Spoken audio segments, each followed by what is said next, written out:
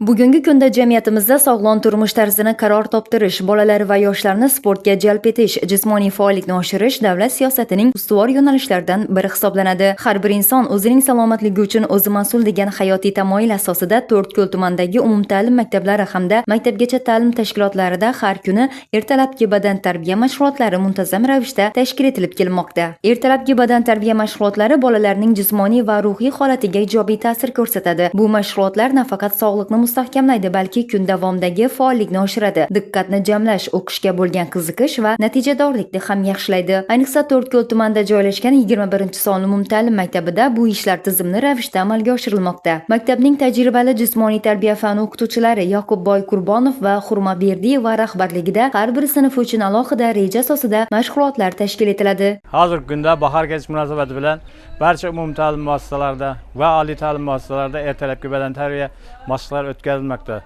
Shu qatorda bizlar ham yuqori sinf o'quvchilari hamda o'qituvchilari bilan ertalabki badan tarbiya mashqlarini o'tkazamiz.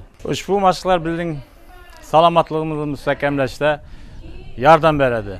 Bolalarning ertalabki mashg'ulotlarda faol ishtirok etishi ularning kayfiyati va jismoniy holatida sezilarli o'zgarish yaratib, kun davomida yaxshi samara bermoqda. Bu odat ularning hayotiy tarziga aylanib bormoqda. Ahli ayol qizlarimizni beden terbiya bilan shug'ullanmaga chaqiryapti.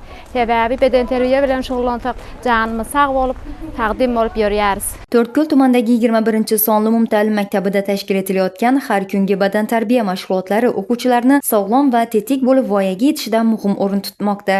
Zero sog'lom avlod, sog'lom kelajak poydevoridir.